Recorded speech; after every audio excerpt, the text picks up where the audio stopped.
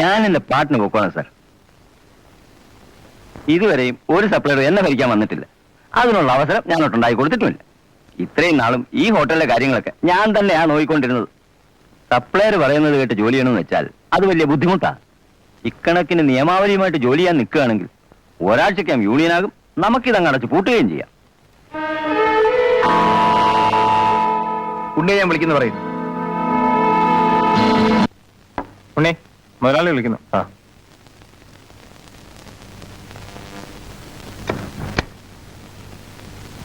നീ എന്നെ വിളിച്ച? ഇന്നലെ രാത്രി നീ വലിയ ഭരണമായിരുന്നു കേട്ടു. എന്ത് ഭരണം? മാനേജറെ നിയമം പഠിപ്പിച്ചെന്നോ യൂണിയൻ ഉണ്ടാക്കാൻ പോകുന്നെന്നോ? ഗോപു, ഞാൻ വേണ്ട, എനിക്കൊന്നും കേൾക്കണ്ട. അത്രയ്ക്ക് വലിയ കടപ്പാടൊന്നും എനിക്ക് നിന്നോടില്ലല്ലോ.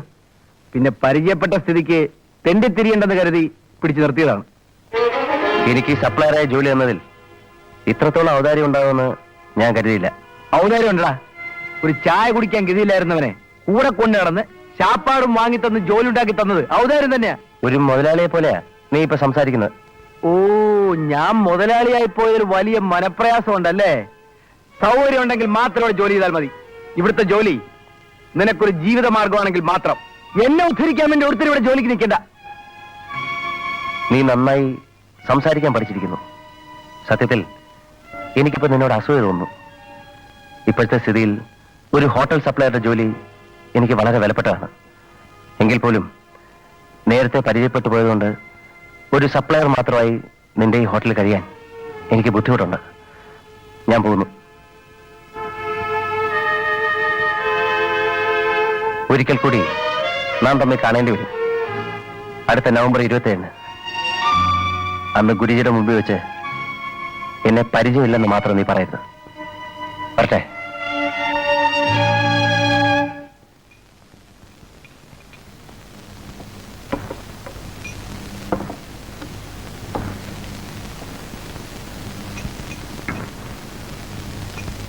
ചാർലി, എന്താ ഉണ്ണി? ഒന്ന് പുറത്തേക്ക് വന്നേ. വന്നേ. എന്താ എന്ത് വെച്ചു ഉണ്ണി? ഞാൻ പോവാ ചാർലി. എന്താ കാര്യം? സന്തോഷം കൊണ്ട്. നമ്മുടെ ഗോപു താന്ന് പറഞ്ഞ പോലെ വലിയ മുതലാളിയായിരിക്കുക. അവൻ വല്ലതും പറഞ്ഞോ? നന്നായി പറഞ്ഞു. ഞാനവിടെ ചോദിക്കണ്ട. വേണ്ട. എന്തായാലും ഇനി ഇവിടെ നിൽക്കാൻ ബുദ്ധിമുട്ടാ. പണത്തിന് ആവശ്യമില്ലാഞ്ഞിട്ടല്ല, പക്ഷെ അത് ഉള്ള മാനം കൂടെ വിട്ടിട്ട് വേണ്ടല്ലോ. നീ എങ്ങോട്ട് പോകുന്നു? തീരുമാനിച്ചിട്ടില്ല. നീ എവിടെ പോയാലും ഞാനൊന്ന് പറഞ്ഞ കാര്യം മറക്കരുത്. എന്റെ പകുതി ശമ്പളം ഞാൻ നിനക്ക് വേണ്ടി മാറ്റിവെച്ചേക്കും. നിന്റെ മനസ്സിന്റെ പകുതി എനിക്ക് വേണ്ടി ഒഴിച്ചിട്ടാ മതി.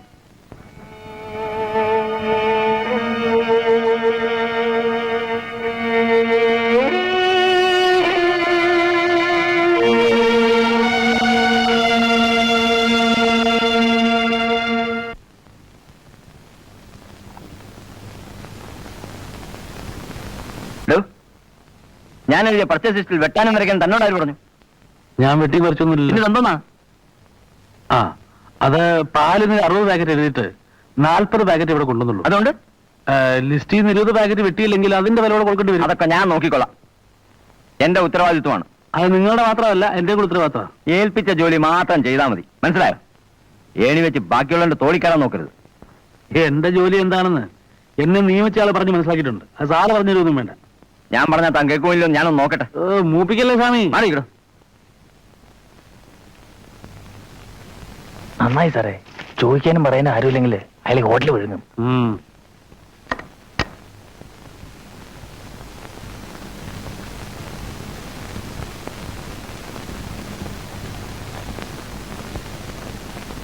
എനിക്ക് നിന്നോട് ചില കാര്യങ്ങൾ പറയാനുണ്ട്. അതിനു മുൻപ് എനിക്ക് ചില കാര്യങ്ങൾ നിന്നോട് പറയാനുണ്ട്. ചാർലി, ഈ ഹോട്ടൽ എന്നൊക്കെ പറയുന്നത് ഒരു കൂട്ടായ പ്രസ്ഥാനമാണ്. ബഹുമാനിക്കേണ്ടവരെ ബഹുമാനിക്കുകയും അനുസരിക്കേണ്ടവർ അനുസരിക്കുകയും വേണം. ഞാൻ കഴിഞ്ഞാൽ പിന്നെ ഈ ഹോട്ടലിന്റെ ചുമതല മാനേജർക്കാണ്. എന്നെ നീ ബഹുമാനിക്കണമെന്ന് ഞാൻ പറയുകയല്ല, പക്ഷേ മാനേജറെ നീ ബഹുമാനിച്ചേ പറ്റൂ. അത് ഈ ഹോട്ടലിന്റെ അച്ചടക്കത്തിന് അത്യാവശ്യമാണ്. രാവിലെ കാണുമ്പോ ഒന്ന് വിഷയം എന്ന് വെച്ച് പ്രത്യേകിച്ച് കുറവൊന്നും വരാനില്ലല്ലോ.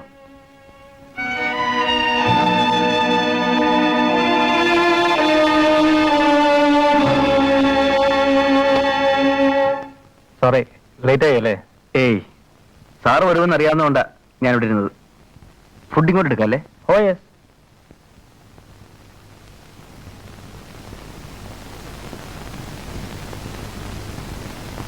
ചാർലി, ഞാൻ നേരത്തെ പറഞ്ഞ ഓർഡർ റെഡി അല്ലേ? അതെ. അതൊന്ന് എടുത്താൽ നമുക്ക് ലെറ്റർ കൂടെ വിളമ്പാം. ഗോപു ഇരുന്നുള്ളൂ, ഞാൻ കൊണ്ടുവരാം. ആ.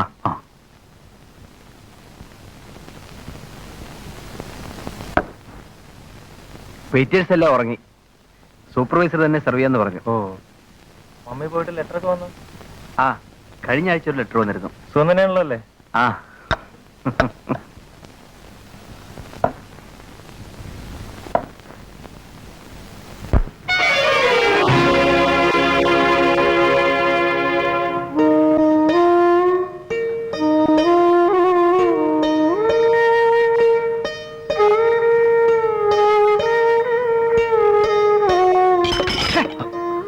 I am sorry.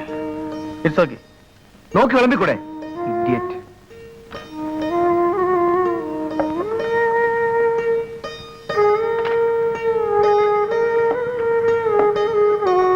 പൊയ്ക്കോ, ആവശ്യമുണ്ടെങ്കിൽ വിളിക്കാം. വലിയ ബുദ്ധിമുട്ടാണ് സാർ ഈ ഹോട്ടൽ ബിസിനസ്. ഇവന്മാരൊക്കെ മേയ്ക്കുന്നതാണ് ഏറ്റവും വലിയ പാട്. കൈയും കാലും പിടിച്ച് ജോലി കയറി കഴിഞ്ഞാൽ പിറ്റേ ദിവസം മുതലാളിയാവും. ജീവിച്ച് പോട്ടെന്ന് വിചാരിച്ച ജോലി കൊടുത്താണ്. അപ്പൊ കേറിക്കോളും തലേ.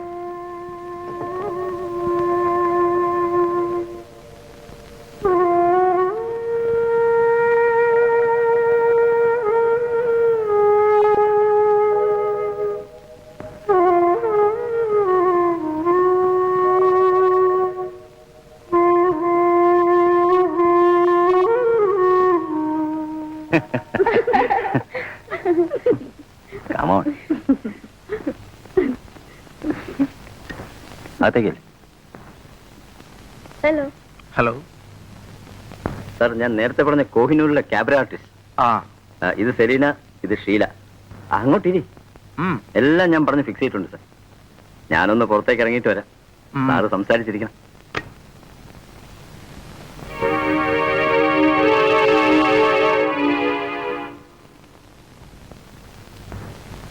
രാത്രി വളരെ വൈകിയാണ് എത്തിയത്. അത്യാവശ്യം വല്ലതും ഉണ്ടെങ്കിൽ ഞാൻ വിളിക്കാം. വേണ്ട, മീരി ഒരു കാര്യം പറഞ്ഞാൽ മതി. എന്താ? ഞാൻ ഈ ജോലി വിടുകയാണ്. അതെന്താ ചാർലി? എന്തോ എനിക്ക് പൊരുത്തപ്പെട്ടു പോകാൻ കഴിയുന്നില്ല. ഇപ്പോഴത്തെ ജോലി മോശമാണെങ്കിൽ ഞാൻ ഗോപുരത്തിനോട് പറഞ്ഞ് വേറെ ജോലി ശരിപ്പെടുത്തി തരാം. ചെയ്യുന്ന ജോലിയുടെ പ്രശ്നമല്ല, അവിടുത്തെ അന്തരീക്ഷമാണ് പ്രശ്നം. എന്തു പറ്റി? എനിക്ക് എന്താണെങ്കിലും ചാലി പറയൂ. ഗോപു ഒരു വല്ലാത്ത വലയത്തിൽപ്പെട്ടിരിക്കുകയാണ്. മീരയ്ക്ക് ചിന്തിക്കാവുന്നതിലും അപ്പുറം ഗോപു എന്നിൽ നടന്നു കഴിഞ്ഞു. അതേ കാരണം കൊണ്ടാണ് ഉണ്ണി പോയത്. ഉണ്ണി പോയോ? അവൻ പോയിട്ട് കുറെ നാളായി. ക്ഷമ എനിക്കിതിൽ കൂടുതലുള്ളത് കൊണ്ട് ഇതുവരെ പിടിച്ചു നിന്നു.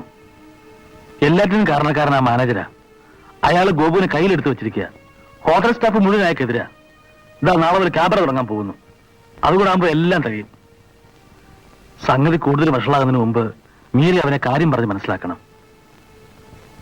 ഇപ്പോ മീരയ്ക്ക് അതിന് കഴിയൂ. ഇപ്പൊ തന്നെ നല്ല ഇൻകം ഉണ്ടല്ലോ. ക്യാബറ നടത്തി വെറുതെ എന്തിനാ ഹോട്ടലിന്റെ പേര് നശിപ്പിക്കുന്നത്? അറിഞ്ഞിടാത്ത കാര്യത്തെ പറ്റി സംസാരിക്കണ്ട. ചാർലി പറഞ്ഞു ശരിയാ. ഗോപുട്ടൻ ആകെ മാറിയിരിക്കുന്നു. ചാർലി ഇവിടെ വന്നിരുന്നോ? വന്നിരുന്നു. ഓ, അപ്പൊ അവനായിരിക്കും ന്യൂസ് തന്നത്. ഗോപുട്ടൻ എന്നോടൊന്നും പറയാറില്ലല്ലോ. മമ്മിയുടെ പേരിലുള്ള ഹോട്ടലാ അത്. അവിടെ ക്യാബറ നടത്തി പേര് നശിപ്പിക്കാൻ ഞാൻ സമ്മതിക്കില്ല. എങ്കിലൊരു കാര്യം ചെയ്യാം. ആ ഹോട്ടൽ അങ്ങ് അടച്ചുകൂട്ടി ഒരു ആശ്രമം പണിയാം. എന്നിട്ട് മുമ്പിൽ ആ മദാമ്മയുടെ പ്രതിമയെ ഫിറ്റ് ചെയ്യാം. മമ്മി എങ്ങാണ്ടോ കിടന്നൊരു മദാമ്മ. മമ്മി മമ്മിയെ പറ്റി മാത്രമൊന്നും പറയരുത്. ആജ്ഞയാണോ? ഓ, ഉടമസ്ഥയല്ലേ? എന്തിനാ ഗോപേട്ട ഞാൻ പറയാത്ത കാര്യങ്ങളൊക്കെ പറയുന്നത്? ഗോപേട്ടന് ഇഷ്ടം പോലെ ചെയ്തോളൂ. മമ്മിയെ പറ്റി മാത്രം പറയാതിരുന്നാ മതി.